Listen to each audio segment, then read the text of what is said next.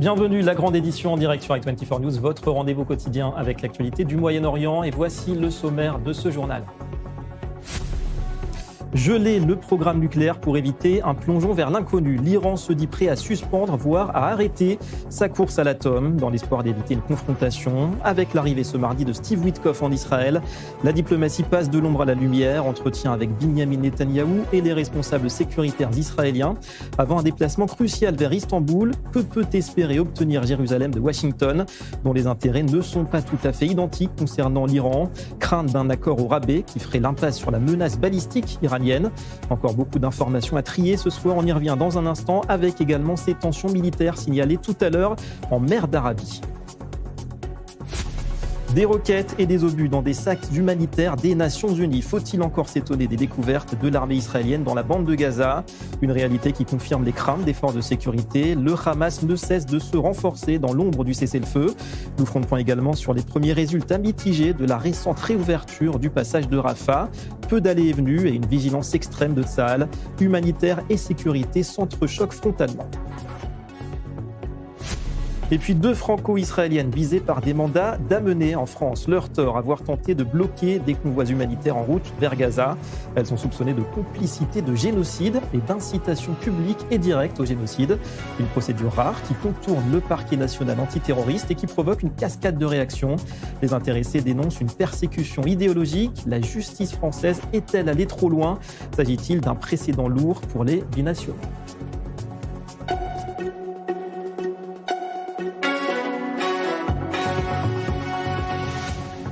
Voilà donc pour les titres. Bonsoir à tous. C'est un marathon diplomatique qui a débuté ce mardi au Proche-Orient. L'émissaire américain Steve Witkoff, de retour donc dans la région pour tenter de trouver une issue à la crise iranienne.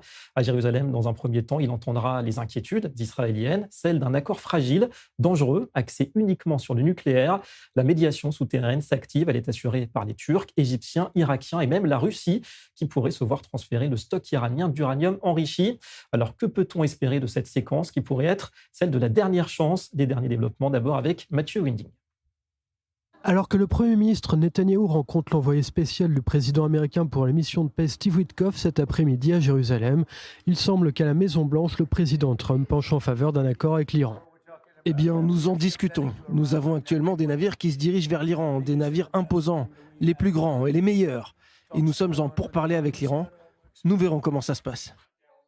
Selon la radio israélienne Galei Tzahal, Jérusalem pourrait se satisfaire d'un accord seulement s'il remplit 4 conditions fondamentales. Les 400 kilos d'uranium que possède l'Iran doivent être transférés à un pays tiers. L'Iran doit arrêter complètement l'enrichissement d'uranium. Les capacités et la production de missiles balistiques doivent être considérablement restreintes. Téhéran doit arrêter de soutenir militairement et financièrement son réseau de proxy, comme par exemple le Hezbollah et les Houthis. Une rencontre entre Steve Witkoff et le ministre des Affaires étrangères iranien est prévue ce vendredi à Istanbul, marquant le début des négociations. Nous avons toujours été prêts à dialoguer à condition que ce soit sur un pied d'égalité, dans le respect mutuel et dans l'intérêt du peuple iranien. Nous devons parler avec respect. Quiconque parle avec respect sera traité avec respect et quiconque recourt aux menaces et à la force sera traité de la même manière. Selon l'agence de presse Reuters, le but des rencontres de ce vendredi à Istanbul est la désescalade entre les États-Unis et l'Iran. Les ministres des Affaires étrangères du Pakistan, d'Arabie Saoudite, des Émirats Arabes Unis, du Qatar, d'Égypte et d'Oman auraient été invités en qualité d'observateurs. Le format des discussions n'a pas encore été décidé. Voilà, ici ce soir, on disait que la tension reste forte. On a appris en début de soirée qu'un drone iranien a été abattu alors qu'il s'approchait du porte-avions américain USS Lincoln en mer d'Arabie, donc pas très loin de l'Iran. On va rejoindre tout de suite en direct notre correspondant à Washington, Antoine Delard. Bonjour Antoine. D'abord, que sait-on concernant cet incident en mer d'Arabie? Tension, en tout cas toujours palpable pour la marine américaine. Oui, exactement. Et c'est le commandement américain, le commandement militaire pour la région du Moyen-Orient qui a fait cette annonce, effectivement. Le commandement militaire indique qu'un drone iranien était en train de s'approcher de manière agressive du porte-avions Lincoln, qui, vous le savez, est déployé en mer d'Arabie. Il a donc été décidé d'abattre ce drone. C'est un avion F-35 qui est parti du porte-avions et qui est donc allé abattre ce drone. Le commandement militaire américain justifie une manœuvre de légitime défense pour protéger le porte-avions porte-avions et son équipage. Alors à ce stade, on ne sait pas s'il s'agissait d'un drone d'observation ou d'un drone qui était armé. En tout état de cause, les États-Unis n'ont pas voulu prendre de risques et ont donc abattu ce drone. Il y a eu également ce matin une autre escarmouche, cette fois dans le détroit d'Ormuz. C'est un pétrolier bâton-pavillon américain qui a failli être arrêté, arraisonné par les gardiens de la Révolution. Des gardiens de la Révolution qui étaient à bord d'un bateau rapide armé de Kalachnikov et qui ont ordonné au navire, à ce pétrolier de s'arrêter. L'équipage n'a pas obtempéré. Au contraire, il a accéléré et il s'est placé sous la protection d'un navire de guerre américain qui croisait dans le secteur. Donc effectivement, plusieurs tensions en mer aujourd'hui entre l'Iran et les États-Unis. Pour le moment, Trump n'a pas réagi. À voir donc si ces tensions et si ce qui s'est passé en mer pourra avoir une incidence sur les décisions du président américain. Vous l'avez dit, pour l'instant, Donald Trump privilégie la voie diplomatique tout en continuant à brandir la menace d'une intervention militaire si l'Iran ne plie pas à ses exigences. Donc c'est ça, parce qu'on essaye toujours d'interpréter les signaux en provenance de la Maison-Blanche. Dernière tendance, vous dites, c'est que Donald Trump voudrait éviter la confrontation avec l'Iran. C'est ce qui ressort de ces dernières déclarations. Oui, exactement. Et du côté de la Maison-Blanche, on dit que Donald Trump est sérieux dans sa volonté de discuter avec les Iraniens, que ça n'est pas un écran de fumée pour endormir la vigilance des mollahs, pour ensuite frapper par surprise. Pour bien montrer que Donald Trump est déterminé à négocier, il a confié cette tâche de la négociation à ses hommes de confiance, Steve Witkoff, son émissaire, et Jared Kushner, son gendre. Ce duo qui, vous le savez, a négocié la paix à Gaza, qui supervise aujourd'hui aussi les discussions entre la Russie et l'Ukraine. Les deux hommes ont vraiment toute la confiance de Donald Trump pour gérer les grandes crises internationales. Alors c'est une discussion qui s'engage à la Donald Trump, c'est-à-dire que le président américain est convaincu d'être en position de force. C'est quasiment du chantage en fait, une discussion avec le pistolet sur la tempe. Trump qui espère une capitulation de l'Iran, à minima sur le programme nucléaire, mais qui cherche aussi à tordre le bras des Iraniens sur deux autres sujets. Le programme balistique, avec l'idée de réduire le stock de missiles iraniens et de réduire leur portée afin que ces missiles ne puissent plus atteindre notamment Israël. Et puis il y a la question des proxys, ces milices terroristes alliées du régime iranien. Washington exige que les Iraniens cessent de financer ces milices. À voir si Witkoff et Kushner parviennent à obtenir quelque chose sur ces points-là, qui sont clairement des lignes rouges pour le pouvoir iranien. Ouais, la négociation sous la pression militaire américaine, on reste donc sur ce schéma à Washington. Merci beaucoup Antoine Donard, on est en direct de la Maison-Blanche avec nous. On va se tourner vers un expert des relations internationales, c'est Emmanuel Navon qui est avec nous. Bonsoir et merci à vous, professeur donc, de relations internationales à l'Université de Tel Aviv. Alors on sait que d'après des responsables israéliens qui sont confiés à CNN, Israël exigera des États-Unis que tout accord avec l'Iran inclut l'abandon par Téhéran de son uranium enrichi et de son programme balistique. Est-ce que d'abord cette demande vous paraît réaliste? Parce que la question c'est quand même de savoir que peut espérer justement Israël aujourd'hui de la part de son allié. D'abord, je pense que les exigences israéliennes sont tout à fait justifiées. Il n'est pas pensable que l'Iran puisse maintenir son programme nucléaire, son programme de missiles et également son soutien pour ces différentes milices à travers le Proche-Orient. Et là-dessus, je crois qu'il y a un accord assez total entre les États-Unis et Israël. Les États-Unis également exigent de l'Iran ces trois conditions. Donc ces trois conditions sont justifiées. La question est de savoir si les Iraniens les accepteront soit en partie, soit dans leur totalité. Tout indique pour l'instant que non, mais comme l'a rappelé votre reportage, les Iraniens aujourd'hui sont menacés par une intervention militaire massive des États-Unis et peut-être finiront par accéder à ces trois exigences, comme je l'ai dit, parfaitement légitimes. Ouais. Alors dans le fond, c'est vrai qu'elles sont légitimes ces exigences, mais on a du mal à suivre l'évolution, la tournure que prennent les événements ces derniers jours. Quel rapport pour vous entre l'objectif de départ du déploiement américain, qui était quand même de soutenir la contestation, et puis l'objectif qui est actuellement affiché de négocier sur le nucléaire iranien, un dossier qu'on pensait plus ou moins enterré? Ce dossier, en réalité, n'a jamais été enterré puisque personne ne savait exactement ce qu'il était advenu de l'uranium enrichi de l'Iran après l'intervention militaire conjointe d'Israël et des États-Unis au mois de juin dernier. Il est vrai, comme vous l'avez rappelé, qu'à l'origine, les États-Unis avaient menacé d'une intervention militaire contre l'Iran à cause du massacre des civils iraniens par le régime de la République islamique. Et que maintenant, il y a une espèce de changement dans, je dirais, le narratif américain qui exige à ce stade, non pas seulement de mettre fin au massacre des civils, mais également de mettre fin au programme nucléaire. En réalité, les deux sont liés. Pourquoi ?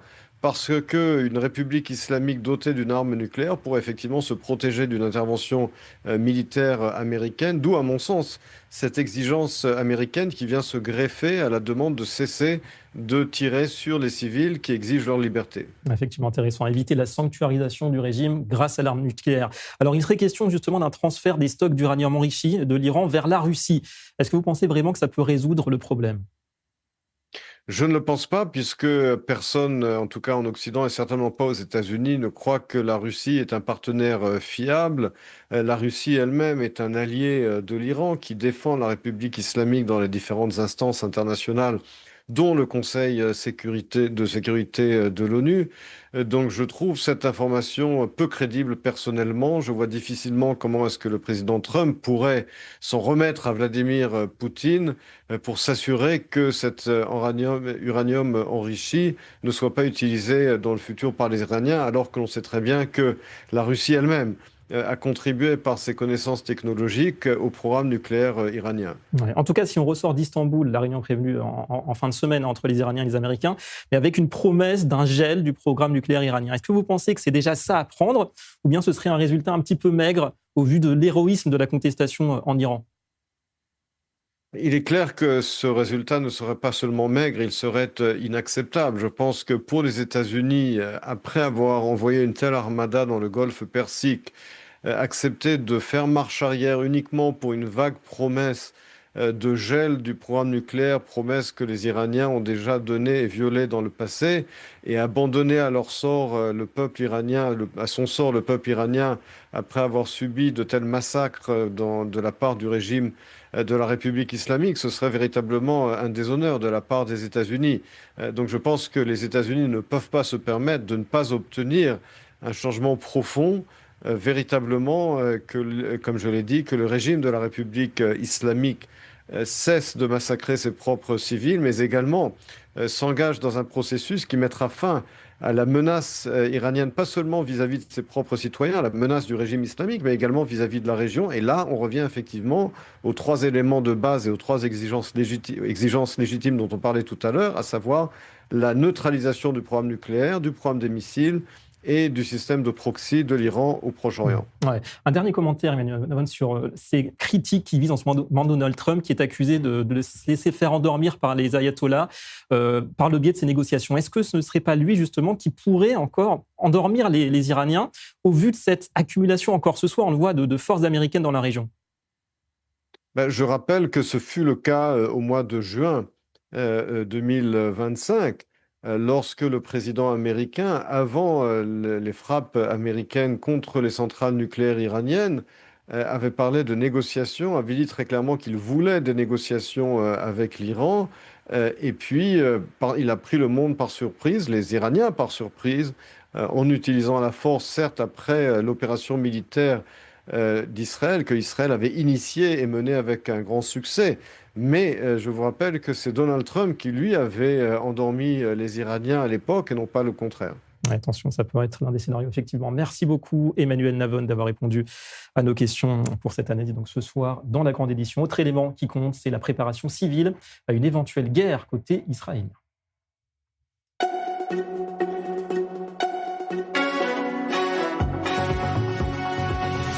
2000 missiles tirés contre Israël et la crainte de bombardements massifs sur des zones urbaines. C'était pour prévenir ce scénario qu'un exercice du commandement du front intérieur a débuté vers 2 heures ce matin. Il consistait à simuler des scénarios de frappe de missiles donc, et de destruction massive dans un centre densément peuplé. On en parle ce soir avec le brigadier général de réserve de Tsahal, Ilan Bitton. Bonsoir et merci à vous. Vous êtes ancien commandant de la défense aérienne israélienne.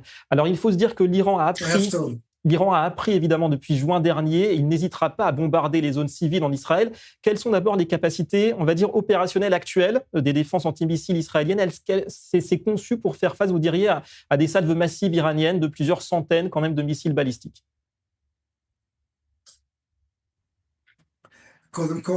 D'abord, nous avons pu le faire dans le passé. Il y a eu des tirs très massifs.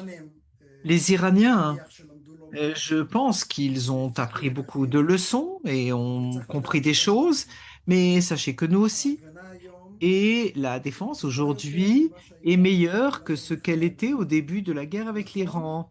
Il est exact que nous avons lancé beaucoup de missiles, mais nous avons aussi fabriqué des missiles dès le premier jour de la guerre. Donc, nous sommes à un bon niveau de préparation et nos systèmes, comme vous les connaissez, le Arrow 3 qui est un intercepteur spatial. Le numéro 2 est au niveau de l'atmosphère dans l'interception, ainsi que Dôme de fer et Baguette Magique qui, là, ensemble, constituent un ensemble très bien coordonné et qui est prêt à défendre Israël. Deuxième chose, le public israélien est bien plus expérimenté aujourd'hui.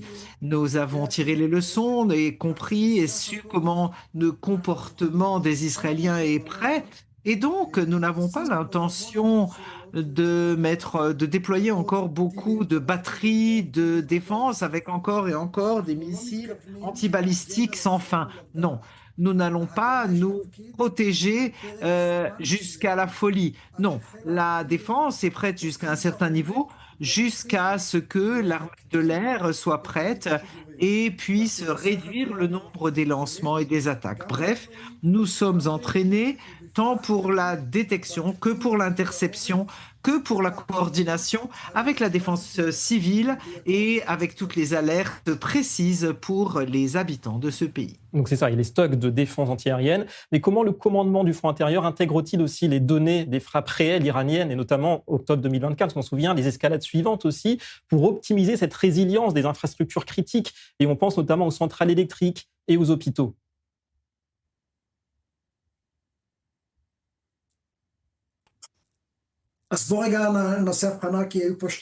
Alors, vous posez deux questions. D'abord, est-ce qu'on a assez de missiles intercepteurs? Oui, comme je l'ai dit, pour la protection et la défense est centrale pour un certain laps de temps.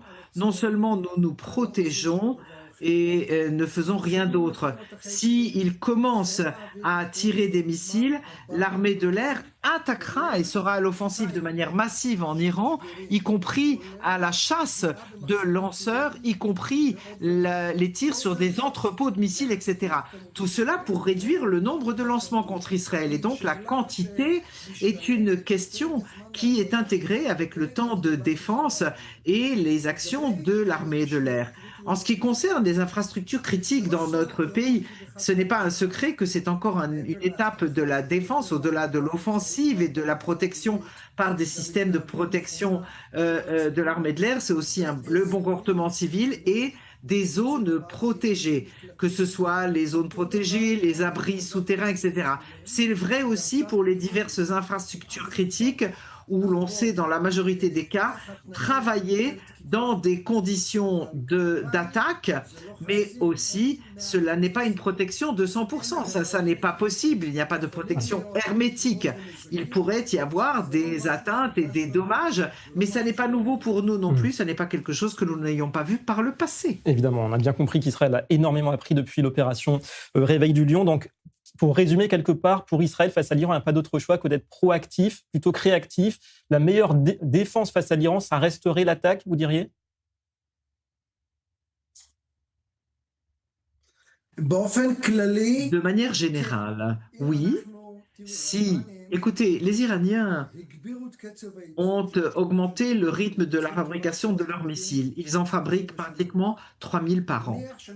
Supposons qu'ils lancent tous ces missiles dans une série de jours de guerre. Supposons que nous continuerons à être excellents dans la défense et qu'on intercepte 86 à 90% de leurs missiles. Il y a encore 300 missiles qui tomberont sur notre territoire. Nous ne pouvons pas donc attendre cette situation. Il va falloir voir comment ce conflit se développe avec les États-Unis face à l'Iran et comment les choses progressent. Mais il est certain qu'un des objectifs centraux de tout dialogue avec l'Iran, c'est tout ce qui concerne le projet des missiles sol-sol de longue portée. Et donc, j'espère et je veux croire que c'est un des sujets qui sera à l'ordre du jour Et si ça n'est pas traité, eh bien, dans un laps de temps court à l'avenir, c'est quelque chose qu'on ne pourra pas accepter. Et donc, quand on dit toujours que la meilleure défense est toujours l'offensive, c'est vrai aussi pour cela. Voilà, ça s'est vérifié effectivement dans l'histoire d'Israël. Merci beaucoup à vous, Ilan Bitton, d'avoir répondu à nos questions avec la traduction de Gisèle Abazon ce soir. L'autre grand titre, c'est toujours Gaza et ses points d'interrogation quant à l'avenir de ce territoire. On va se rendre tout de suite sur le terrain avec notre envoyé spécial qui nous attend en direct du sud d'Israël, Stéphane Goldin. Bonsoir Stéphane. D'abord, ces découvertes qui font froid dans le dos encore une fois, des sacs humanitaires de l'agence onusienne UNRWA remplis d'obus et de roquettes. C'est la découverte donc des forces de Tsahal ces dernières heures. Bonsoir David, effectivement, encore l'UNRWA. Alors c'est vrai que les forces de Tsahal continuent à faire ce travail, je dirais, microscopique, d'aller chercher, démanteler toutes les infrastructures du Hamas. Et il a été trouvé au sud de la bande de Gaza, à l'est, je dirais, de la ligne jaune, un entrepôt avec énormément d'armes, des obus, plus de 110 obus qui étaient aussi ici. Il y avait aussi des équipements de combat et tout ça était dans des sacs qui étaient des sacs qui appartenaient à cette organisation soi-disant humanitaire qui s'appelle l'UNRWA. Alors l'UNRWA, dans le fond, ce n'est pas la première fois qu'on en parle concernant Gaza, malheureusement pas dans un bon sens, parce que l'UNRWA, normalement, qui aurait eu avoir une mission d'éducation, une mission sociale, dans le fond, il s'est avéré que beaucoup de personnes de l'UNRWA ont participé au massacre du 7 octobre. Et encore une fois, ces sacs de l'UNRWA ont participé, dans le fond, indirectement, puisqu'on a trouvé des armes dans des sacs de l'UNRWA. Il faut aussi comprendre que Tsahal continue ce travail, je dirais,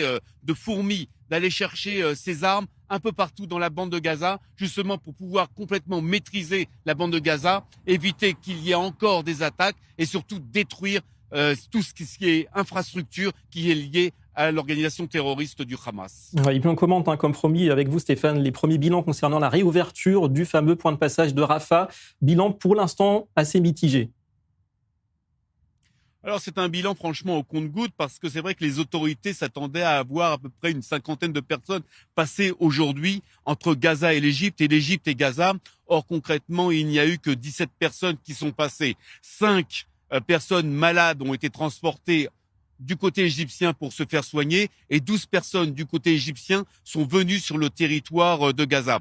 Ce qu'il faut surtout spécifier, David, c'est que ces personnes qui sont arrivées du territoire égyptiens sur le territoire de Gaza ont eu après une autre surprise, c'est de voir des milices contre le Hamas vouloir les contrôler, vouloir savoir pourquoi elles étaient présentes, et aussi le Hamas qui est aussi à recontrôler ces personnes d'une façon pas très sympathique pour savoir pourquoi elles étaient en Égypte et pourquoi elles revenaient. Donc on voit derrière très bien ce qui se passe, on voit très bien que le Hamas essaye de toute façon à maintenir une main sur la bande de Gaza, mais surtout on voit que ces deux peut-être entités, ces deux structures commencent à réfléchir à l'après à Gaza et comment les choses vont devoir se décider dans les mois ou les années à venir. Ouais, donc il y a un laboratoire du futur de Gaza ces jours-ci à Rafah. Merci beaucoup Stéphane Goldin en direct ce soir du sud d'Israël. Et c'est l'Europe qui tente de jouer en ce moment un rôle dans ce contexte. Dans un communiqué publié aujourd'hui par le porte-parole du Quai d'Orsay, la France a salué la réouverture partielle du point de passage de Rafah. Bonsoir Anna Papiachvili qui est dans nos studios à Paris ce soir. Bonsoir Anna. Paris a également salué le redéploiement de la mission européenne EUBAM Rafah et du personnel de l'autorité palestinienne. Expliquez-nous. Bonsoir David. Oui, pour la diplomatie française, cette réouverture marque une étape importante dans la mise en œuvre de la deuxième phase de ce plan de cessez-le-feu dans la bande de Gaza. Pour Paris, eh bien, tous les efforts doivent désormais se concentrer sur la délivrance massive et sans entrave de l'aide humanitaire par tous les points de passage. Par ailleurs, aujourd'hui, le chef de la diplomatie française s'est exprimé chez nos confrères de France TV et Jean-Noël Barrot a annoncé que demain, 400 tonnes d'aide alimentaire française destinée à 42 000 enfants palestiniens arriveront à El Arish. Le locataire du Quai d'Orsay a par ailleurs déclaré que l'Europe était prête à en assurer la sécurité. Et puis, toujours dans ce communiqué donc publié par le ministère français des Affaires étrangères, la France appelle les parties aussi à respecter les engagements et déplore les violations du cessez-le-feu survenu à Gaza ces derniers jours, dont les frappes israéliennes du 31 janvier qui ont eu un lourd bilan civil. Fin de citation. Et puis, Paris explique rester toujours mobilisé pour contribuer à la mise en œuvre des prochaines étapes de ce plan de paix sous l'égide de Donald Trump et de la résolution 2803 du Conseil de sécurité, en lien toujours avec ses partenaires internationaux. La France, actuellement, déploie 6 personnels de la gendarmerie nationale au sein de la mission EBAM, qui a donc pour objectif de soutenir la sécurisation de ce point de frontière. Merci beaucoup pour ces précisions, Anna Papiachvili, depuis nos studios parisiens ce soir. Et alors que la situation reste justement toujours tendue dans la bande de Gaza, le fameux comité dit technocratique à Gaza a finalement remplacé son logo par celui de l'autorité palestinienne. Décision évidemment qui suscite la colère de Jérusalem. Explication de Déborah Benaï. Ceci est le nouveau logo du comité technocratique de Gaza. Très proche de celui de l'autorité palestinienne, il a provoqué la colère d'Israël. Le logo du Comité national pour l'administration de Gaza qui a été présenté à Israël était totalement différent de celui publié ce soir. Israël n'acceptera pas l'utilisation d'un symbole de l'autorité palestinienne. L'autorité palestinienne ne participera pas à l'administration de Gaza. Le comité technocratique de Gaza devrait être chargé de gérer les affaires courantes de Gaza après la guerre à la place du Hamas. Il sera supervisé par le Conseil de la paix présidé par Donald Trump. Initialement, lorsqu'il a été présenté officiellement, le comité arborait son propre logo unique représentant un oiseau aux couleurs du drapeau palestinien. Mais hier, la nouvelle version de ce logo représentait un aigle royal regardant vers la droite avec un drapeau palestinien sur la poitrine. Pour Israël, un tel changement de logo signifie potentiellement une tentative de rattacher le comité technocratique à l'autorité palestinienne, une ligne rouge pour Jérusalem. Benyamin Netanyahou s'est vivement opposé à ce que l'autorité palestinienne joue un rôle dans la gouvernance de Gaza après la guerre. Mais la semaine dernière, il a concédé que des représentants de l'autorité palestinienne feraient partie du mécanisme opérationnel au poste frontière de Rafah entre Gaza et l'Égypte. Le changement de logo pourrait même avoir un impact politique. Plusieurs membres de l'opposition n'ont pas manqué d'étriller Benyamin Netanyahou suite à la diffusion de ce nouveau graphique. Le président du parti Israël Beitenu, Avigdor Lieberman, a reproché au gouvernement de faire preuve d'un leadership qualifié de faible après avoir, selon lui, remis le contrôle de Gaza à l'autorité palestinienne. Allez, pour synthétiser toutes ces informations concernant Gaza, notre expert défense nous a rejoint. Bonsoir Mathias Inbar. Alors Mathias, quel bilan pour ce début de réouverture d'abord de Rafah? Il va falloir rester vigilant longtemps à cette frontière égyptienne. La phase 2, c'est pas encore pour demain, c'est ce qu'il faut se dire? Oui David, vous avez bien compris que cette histoire de logo va bien au-delà d'un simple logo. C'est surtout l'autorité palestinienne qui veut reprendre la main dans la bande de Gaza sans passer par la case des élections, alors qu'il y a normalement une volonté de Benyamin Netanyahou de ne pas laisser l'autorité palestinienne reprendre la main dans Gaza. Eh bien, d'abord parce que Ramallah sait qu'il y a une reconnaissance de l'État palestinien par une grande partie de l'Union européenne. Et au-delà de ça, Ramallah veut avoir de nouveau les ardeurs de Washington, de ce conseil de la paix présidé par Donald Trump. Or, de quelle autorité palestinienne parle-t-on? De celle qui est complètement corrompue. Ce n'est pas moi qui le dis, mais les rapports internationaux, mais également la rue de Ramallah, de Jenin, de Naplouse, de Hébron, qui critique ouvertement le pouvoir corrompu de l'autorité palestinienne, ou celle qui n'est pas capable de faire régner l'ordre dans ces grandes villes que je viens de citer. Et c'est la raison pour laquelle Tsahal est obligé de rentrer dans ces grandes villes pour enrayer la vague terroriste. Alors, à partir du moment où le Hamas ne veut pas désormais et que on invite de facto une autorité palestinienne corrompue économiquement et qui n'est pas capable de faire régner l'ordre, c'est la raison pour laquelle cela déclenche l'ire, notamment de la droite israélienne, sachant en plus qu'il y a encore une corruption, cette fois à l'intérieur de la bande de Gaza. On l'a vu aujourd'hui, par exemple, les soldats de la brigade numéro 7 de Tsahal qui ont découvert des caches dans de l'aide humanitaire, des obus de mortier, des missiles, des roquettes cachés dans des sacs de l'UNRWA, des instances onusiennes, et donc corruption Ramallah, corruption du Hamas avec des instances internationales, ça fait beaucoup pour Israël. Mathias, une autre information qu'on a prise aujourd'hui, c'est que le Hamas se préparait à devenir un État dans l'État. Il faut se dire que n'importe quelle forme de gouvernance palestinienne à Gaza ne sera que le cheval de Troie du Hamas qui va continuer à essayer de gouverner non officiellement. Oui, on est vraiment pas surpris de voir que le Hamas ne veut absolument pas désarmer, surtout ne pas quitter le pouvoir. Or, il s'agissait quand même des 2 points. Il s'agit toujours des 2 points centraux de la phase 2 du plan proposé par Donald Trump, des 20 points. D'abord, le Hamas ne veut pas désormais. Et de 2, il y a une sorte de document du Hamas qui a été envoyé aux employés de sa propre administration dans la bande de Gaza et relayé par certains médias israéliens, selon lequel d'abord les employés sont invités à ne pas à faire comme si de rien n'était, travailler normalement.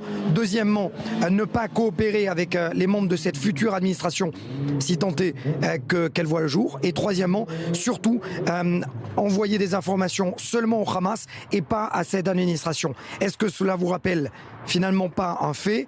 C'est exactement ce que le Hezbollah est en train de faire, même si le Liban est un État et le Hamas, Gaza, ne l'est pas. Mais le Hezbollah ne veut pas quitter le pouvoir, ne veut pas désormais, et finalement créer un État dans l'État, continue d'avoir ses armes, continue d'imposer de facto la peur et la corruption à ses propres citoyens. Et donc on arrive à une situation où, comme le Hezbollah, le Hamas ne veut pas baisser la garde et veut garder la main sur la bande de Gaza. Voilà, le changement, c'est pas pour tout de suite à Gaza, apparemment. Merci beaucoup, Mathias Inbar, notre expert défense. On en vient à cette information. 2 franco-israéliennes, l'avocate Nelly Kupfer-Naori et Rachel Twitou, visées par des mandats d'amener. Alors, leur tort, c'est d'avoir tenté de bloquer des convois humanitaires il y a quelques mois en route pour Gaza.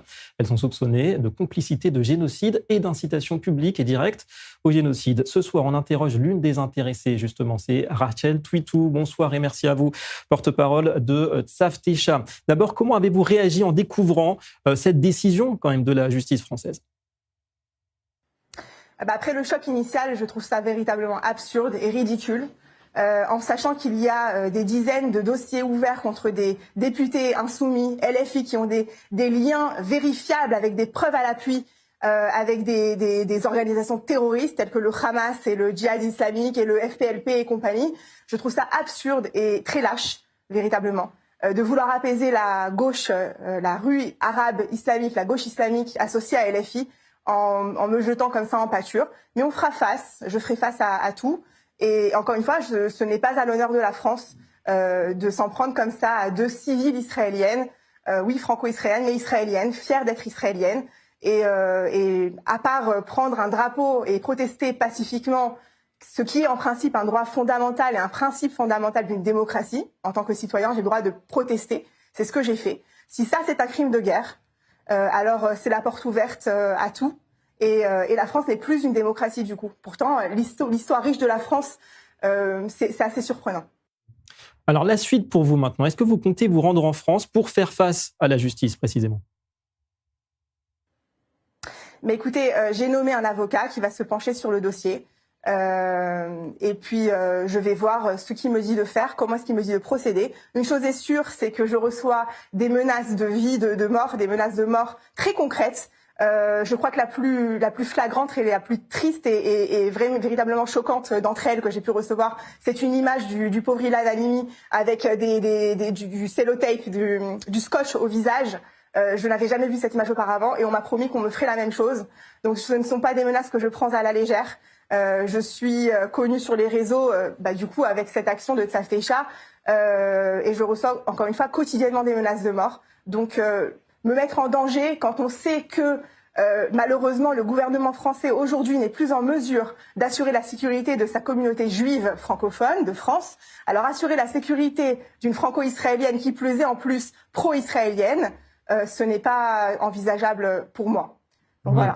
Et si c'était à refaire, Rachel Twitou, les blocages de convois, est-ce que vous le referiez? Totalement, totalement. Encore une fois, je vis dans une démocratie. Je suis une Israélienne post-7 octobre qui a vécu et qui a vu l'ampleur de la sauvagerie islamique de plein fouet. Nous avions des otages, pour rappel, nous avons des otages qui aujourd'hui, c'est de notoriété publique, n'ont reçu aucune aide humanitaire, aucun contact avec la Croix-Rouge, etc.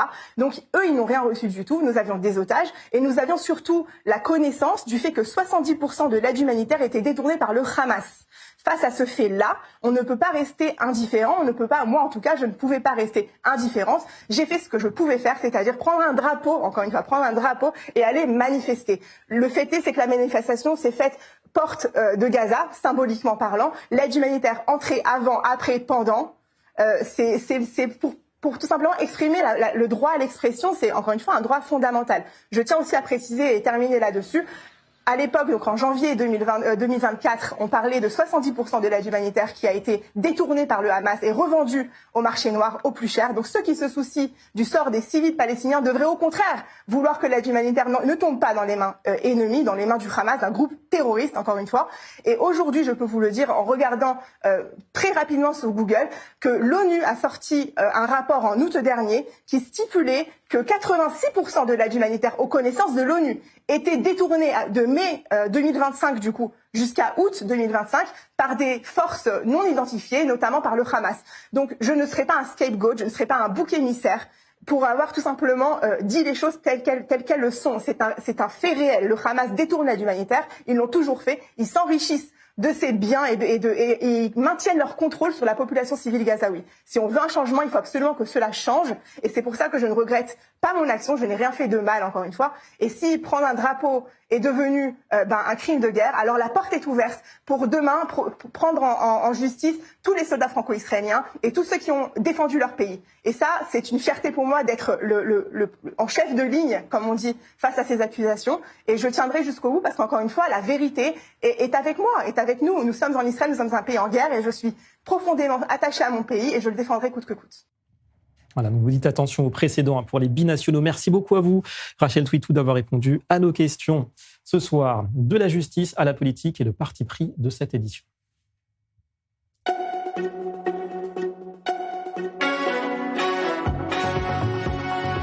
La politique israélienne, et c'est le duel qui s'installe en vue des prochaines élections législatives. Binyamin Netanyahou versus Naftali Bennett. Bonsoir, Dror Ben-Sapir, notre analyste. Alors, Dror, sondage qui les donne depuis longtemps au coude à coude, mais là, Naftali Bennett promet, une fois de plus, de ne pas former un gouvernement qui reposerait sur les partis arabes. Est-ce qu'on peut le croire cette fois-ci ? On peut croire que c'est ce qu'il va dire pendant la campagne. Après, bien évidemment, les politiciens qui tiennent parole ne sont pas si fréquents. Et Naftali Bennett, dans le passé, n'a pas tenu parole, puisqu'il avait promis de ne pas gouverner avec Yair Lapid, ce qu'il a fait. Enfin bref, c'est pas étonnant, il n'est pas seul à ne pas tenir parole. Mais maintenant, sur le fond du problème, Bennett dit qu'il ne veut pas d'un gouvernement qui dépendrait du soutien d'un parti arabe, parce que le 7 octobre, les massacres perpétrés par le Hamas ont changé la donne. Je pense qu'il est sincère lorsqu'il s'exprime de cette manière. Mais un gouvernement qui ne dépend pas d'un parti arabe, ça ne veut pas dire un gouvernement qui ne pourrait pas inclure un parti arabe. Si Naftali Bennett et d'autres partis de l'opposition actuelle obtiennent la majorité absolue, 61 sièges, est-ce que cela signifie qu'ils ne voudraient pas d'un parti arabe dans la coalition qui, de ce fait, ne dépendrait plus du soutien de ce parti arabe?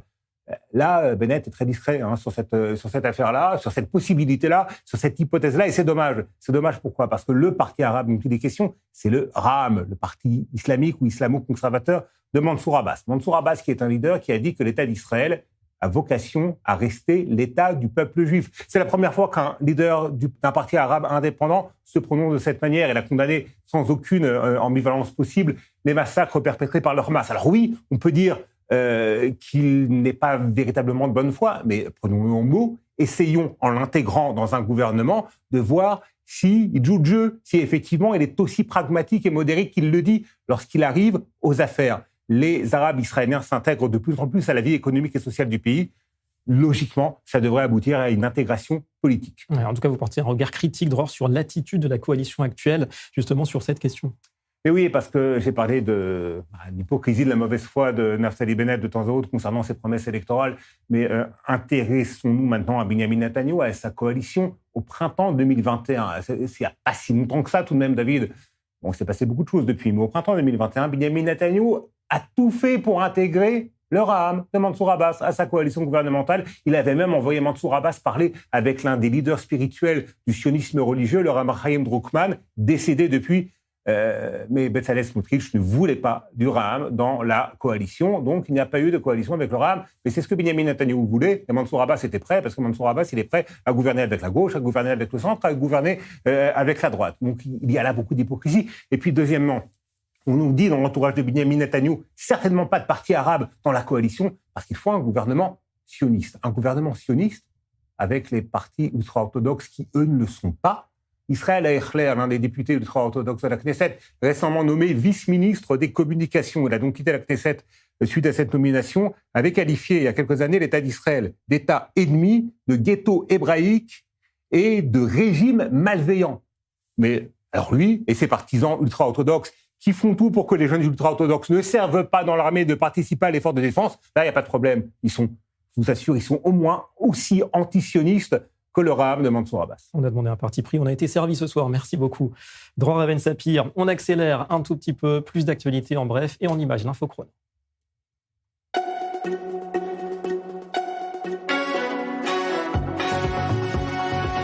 Un nouveau visage pour la communication de Tsahal en direction du public arabophone. Ella Waweya, surnommé Captain Ella, va succéder au colonel Avichai Adrahi, qui occupait depuis bientôt 20 ans le poste stratégique de porte-parole de l'armée israélienne en langue arabe. Âgée de 36 ans et engagée depuis 13 ans, elle est originaire du centre d'Israël. « Je suis arabe, musulmane et j'ai choisi de devenir officier dans Tsahal », avait-elle déclaré il y a quelques années. « Le drapeau israélien m'inspire un sentiment d'enthousiasme, d'appartenance et d'amour ». Fin de citation. Elle sera promue au grade de lieutenant-colonel. Ils ont sans doute confondu séjour touristique et combat politique. 2 touristes britanniques se sont vus être expulsés d'Inde. Ils s'étaient distingués en affichant des pancartes pro-palestiniennes à Pushkar, dans le nord du pays. À la clé, des slogans connus comme Free Palestine ou Boycott Israël. Un acte en violation des conditions de leur visa touristique qui interdit justement les activités irrespectueuses envers d'autres pays. Enfin, c'est le Sénat américain qui dépoussière certains vieux comptes bancaires du Crédit Suisse. Enquête explosive qui révèle que quelques 890 de ces comptes sont potentiellement liés au régime nazi. Parmi ce total, l'un appartenait au ministère allemand des Affaires étrangères, un autre à la Croix-Rouge allemande. C'est le doyen des sénateurs américains, le républicain Chuck Grassley, qui a fait ces annonces à la veille d'une audition parlementaire sur le rôle des banques durant la Shoah. Précisons que le groupe UBS, propriétaire du Crédit Suisse, collabore à cette enquête. Justement, quelques mots d'économie. 2 dossiers qui remuent en ce moment les ménages israéliens. Le lait pourrait-il venir à manquer au pays où coule le lait et le miel? Au pays où les vaches sont les plus productives au monde, 12 000 litres en moyenne, s'il vous plaît, contre 9 000 en France. Eh bien, en cause, la réforme initiée par Bezalel Smotrich, ministre des Finances, de supprimer les quotas et d'ouvrir enfin le marché aux importations. Le but est de faire baisser les prix environ 25% plus élevés qu'en Europe. Le problème, c'est que les producteurs israéliens sont en colère. Ils ont mis à l'arrêt leur chaîne de production et les rayons sont souvent quasiment vides. En ce moment, avec nous, pour y voir plus clair, ce soir, le docteur Alex Coman. Bonsoir et merci à vous. Vous êtes expert économique à l'Université de Tel Aviv. Oui. Quelles sont d'abord les grandes lignes de ce projet de loi qui vise quand même à faire baisser les prix en libérant l'offre et donc en supprimant les quotas de production? En Israël, il y a le conseil laitier. Ce conseil laitier est un cartel de spécialistes du lait qui ne permettent pas aux gens de vendre du lait. Et donc, ils fixent le prix du lait à un haut prix. D'un autre côté, le ministère de l'économie qui fait baisser le prix des produits que nous achetons, que ce soit le lait, le beurre ou autre, pour que les personnes n'ayant pas d'entrée ne puissent se le permettre. Dans cette zone, les producteurs de lait disent pour nous, ça ne vaut pas la peine de produire du lait. Et donc, c'est la raison pour laquelle vous ne trouvez pas aujourd'hui dans les rayons les produits du lait de base, uniquement le lait qui n'est pas sous contrôle étatique et qui est plus cher. Effectivement. Alors cette loi, est-ce qu'elle est pour vous justifiée et pertinente au vu de la cherté relative du lait frais en Israël? Pourquoi d'ailleurs on a limité aussi longtemps la production quand on sait que les vaches en Israël affichent quand même des records de production de lait? On l'a dit à l'instant, 12 000 litres par an, c'est assez impressionnant. C'est simplement un cartel qui historiquement existait en Israël et qui a réduit l'offre du lait. Et donc, ce qui se fait, c'est que vous avez les grandes étables, les grandes fermes qui fabriquent beaucoup et les petites laiteries qui ne sont pas efficaces. Cette situation fera que les petites laiteries ne seront pas concurrentielle. Il faut donc leur laisser du temps pour que, ou bien ils rentrent dans la concurrence au niveau du prix, ou bien qu'ils fabriquent d'autres produits. Et je pense que ceci fonctionnera pas mal à l'avenir, parce que actuellement, l'idée de ce cartel est une idée qui n'est pas bonne pour le consommateur israélien. Et en deux mots, vous pensez qu'il y a de la place pour un compromis maintenant? C'est quand même le quotidien des Israéliens qui est en jeu à court et moyen terme. Est-ce qu'on aura du lait, là, vous pensez, dans les rayons?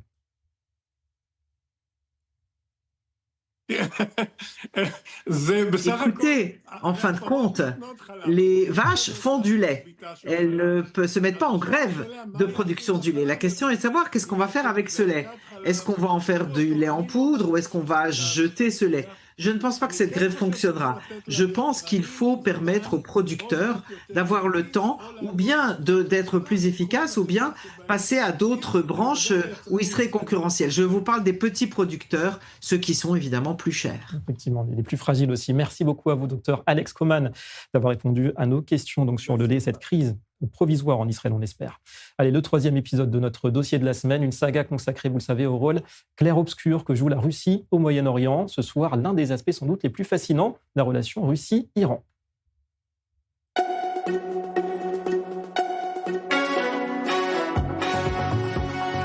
Relation bien plus complexe qu'on pourrait penser, intérêt commun évident d'un point de vue géostratégique, rivalité avec les États-Unis oblige. En revanche, concurrence frontale sur d'autres terrains et notamment économiques, puisqu'on parle de deux géants de l'énergie qui se disputent certains marchés asiatiques. Mais ces dernières années, Moscou et Téhéran ont su mettre de côté ces divergences pour se concentrer sur leur grand combat du moment. Le tour des enjeux d'abord, en images avec Mathieu Winding. Ils s'affichent comme des alliés incontournables face à l'Occident. Moscou et Téhéran partagent la même rhétorique anti-américaine, dénoncent les sanctions et coordonnent leur position diplomatique. Pourtant, derrière l'image d'un front commun, la relation russo-iranienne reste profondément asymétrique et méfiante. La méfiance est d'abord historique. Au XIXe siècle, l'Empire russe grignote des territoires persans dans le Caucase. Pendant la Seconde Guerre mondiale, l'URSS occupe le nord de l'Iran. Et après 1979, la République islamique se méfie durablement de Moscou, perçue comme une puissance opportuniste plus qu'un allié fiable. Durant les années 90, la coopération existe, mais elle est sélective.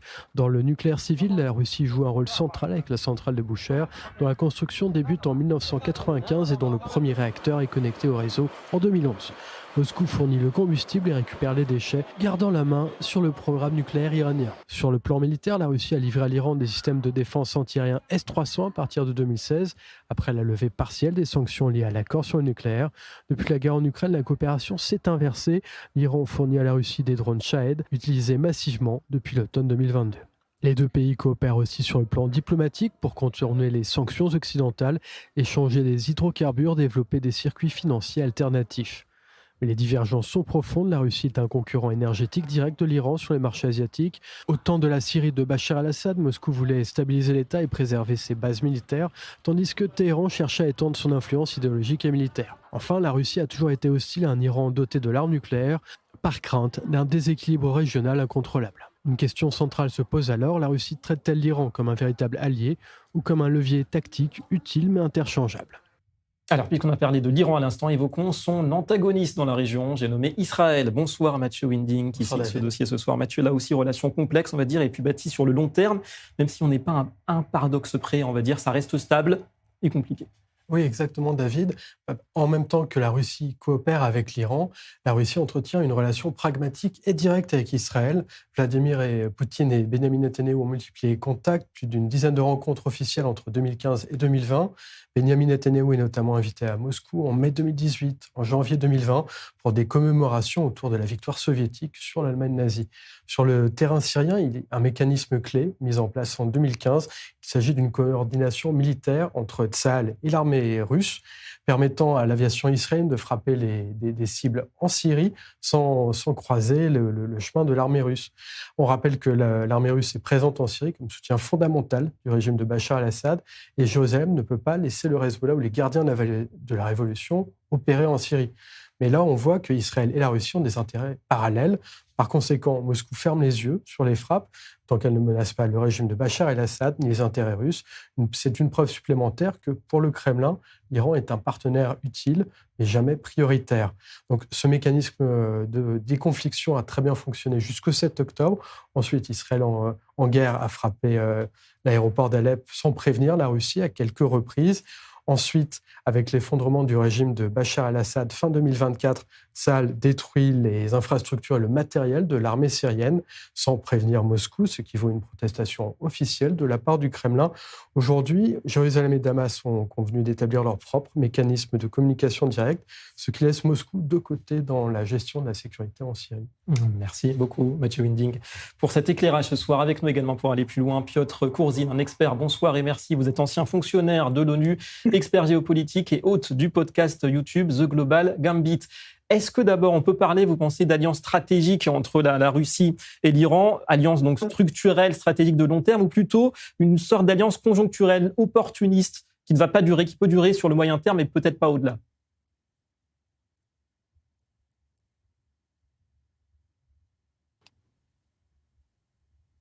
Alors, vous le voyez apparemment, on a un petit problème de connexion avec Piotr Kourzine. On va essayer de résoudre cela dans un instant. En attendant, on va parler d'antisémitisme. Difficile ces jours-ci de ne pas en parler dans un journal. On a à peine eu le temps hier de savourer la toute première sélection historique d'un basketteur israélien pour le All-Star Game de la NBA. Et bien déjà, le revers de la médaille pour Deni Avdia. Oui, et on est de très loin d'esprit du sport, hein, Déborah Benayoun. Je vous entends déjà. Bonsoir Déborah.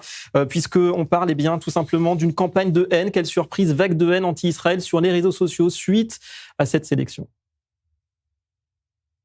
Oui, cette vague de haine, elle commence tout simplement par un tweet de félicitations de Benyamin Netanyahou à Deni Avdia.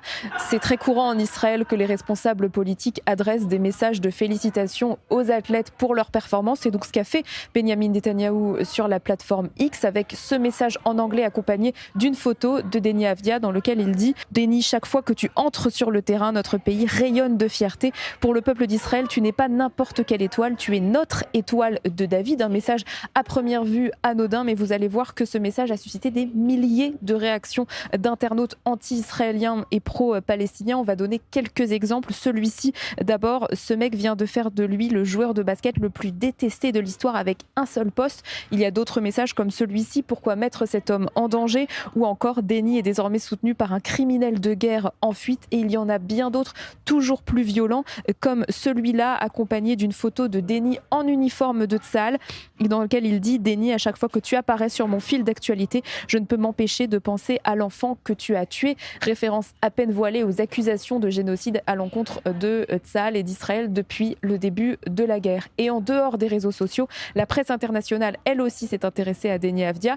Parmi les articles qui ont le plus interpellé, il y a celui-ci de ABC Australie. Il raconte la sélection de Deni Avdia pour le All-Star Game. Et puis l'article dévie rapidement des performances purement sportives de Deni, puisqu'il fait référence à ce fameux poste de félicitations de Benyamin Netanyahou dont on vient de parler.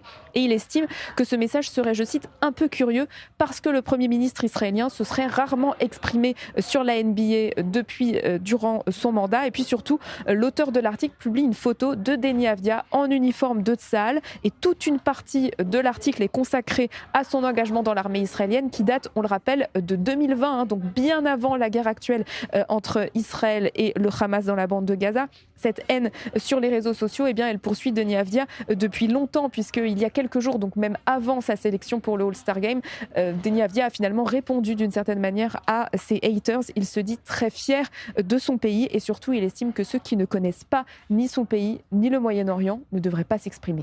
Merci beaucoup, Déborah Benayoun. Les connexions rétablies cette fois-ci avec Piotr Kourzine.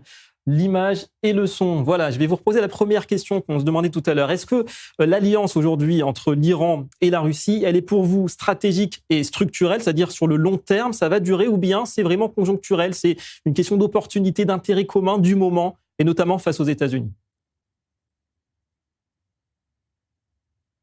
Merci de m'accueillir et désolé pour les problèmes techniques précédemment. Cela dépend du contexte. la relation russo-iranienne est déterminante si Moscou peut y trouver un intérêt sur long terme. En fin de compte, la Russie est le partenaire important de ce duo et ces derniers 6-9 mois, les Russes se confrontent à de nombreux problèmes avec la guerre en Ukraine, mais aussi l'Iran s'est prouvé comme être un allié très à risque et donc Moscou doit faire ses calculs, ses évaluations pour savoir jusqu'où ils peuvent aller dans leur soutien à la République islamique.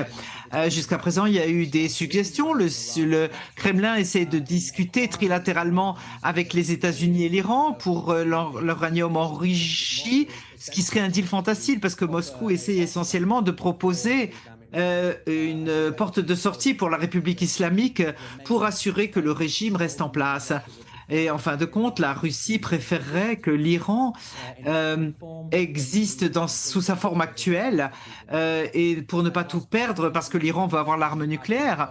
Et finalement, les Russes font partie des discussions sur le nucléaire avec les Européens et les Américains et ils ne veulent pas non plus que l'Iran ait l'arme nucléaire en fin de compte. Donc sur le court terme, ils ont besoin de l'Iran en l'état, mais si ça signifie qu'il y aura sur le long terme un autre leadership, eh bien, ils devront l'accepter. Ça dépendra un peu de ce que Trump fera. Voilà, donc il faudra s'adapter en tout cas. Pour synthétiser un petit peu, quels sont pour vous, en quelques mots, les points forts et les limites surtout de cette alliance et de cette complémentarité entre Moscou et Téhéran pour l'instant?